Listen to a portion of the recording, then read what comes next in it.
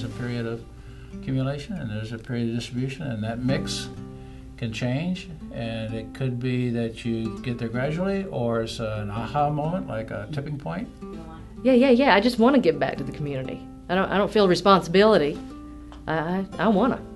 Becomes entwined in your life, and but again, if the rewards weren't there, if we didn't love being with the kids, seeing their growth and participating in it, then it's not something that we would do.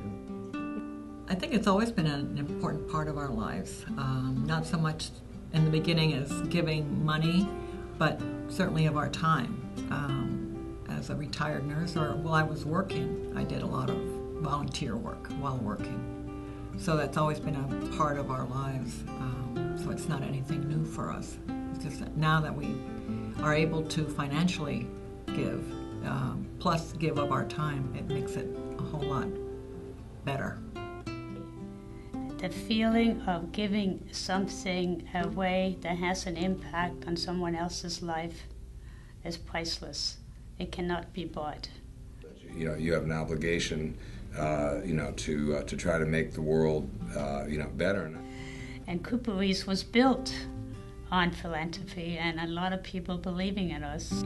I do a better job giving back because I am in relationship with the Community Foundation.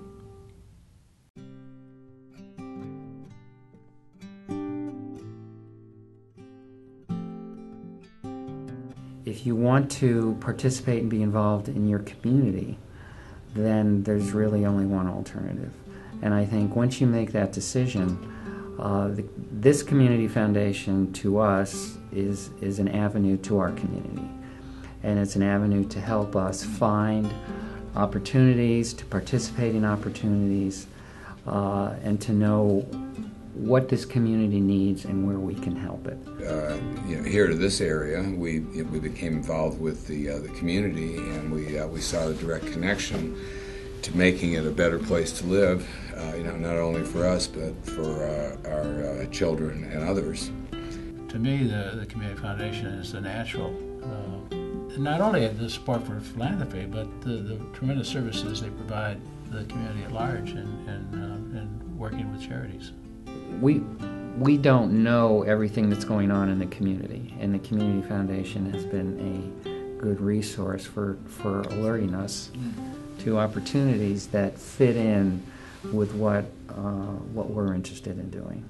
What really is the most meaningful is what we've been able to do here the last 10 years or so in bringing to a deserving part of our population some services that they would not have otherwise had.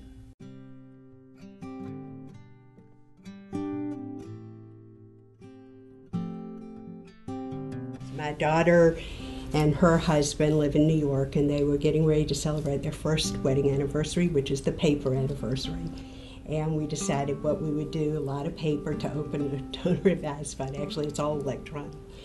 And that this would be a way of us establishing a fund that they would then be able to use in the same way we use our fund to support those organizations and causes they feel deeply about. Philanthropy has always been a big part of each of our lives. We have the example of our parents, who were always very involved in their communities. They are part of the whole thing, right. And they see themselves as very, connected, and that's exactly what I want.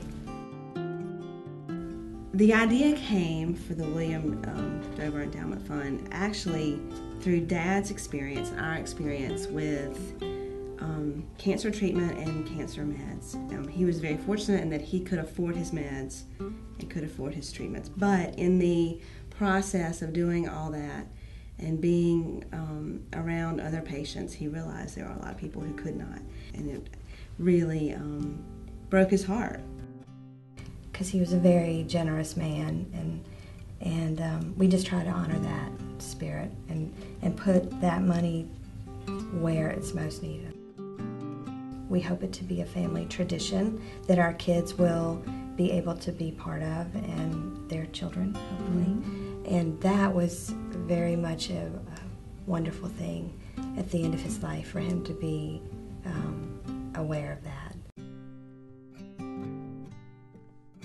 I think if you're going to participate in philanthropy, you have to make a basic decision. Are you just going to write checks, or are you going to become personally involved? If you get involved, then you have the passion, and then you have the interest, and change follows. The largest grant that we've made so far is to the Recession Relief Fund of McDowell County, in which our money was matched by other people in that community, which was very nice because a lot of those people were Dad's friends and friends of our family, and a lot of those people who contributed to our match have also contributed to the William E. Dover Endowment Fund. I know another thing that was tremendously valuable to us and a real kind of trust-building exercise was the Emergency Recession Response Fund that the Community Foundation did, and they kind of targeted our county. It was one of the test pilots for that initiative.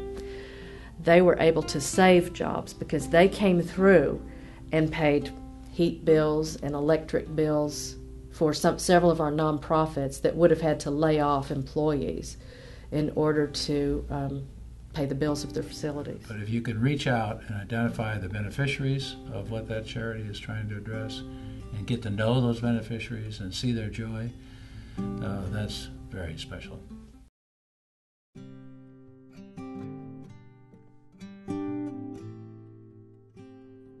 I feel like I have gotten as much from the organization and being involved in it certainly as I've given. It's been it has always been a wonderful experience. The Community Foundation gives all the advantages of a private foundation without any of the disadvantages, And I like that. I like knowing there's an organization in this area that you can put that much faith in.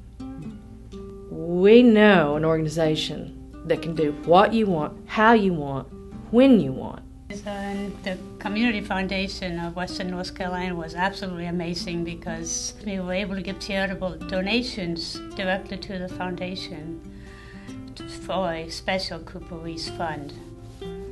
That I am so deeply enriched by my relationship with the Community Foundation. And it's about Dad's Fund, it's about Women for Women, it's about Power Over the Purse Luncheon, it's about simple conversations in the hallway there. I am inspired by what happens in that place.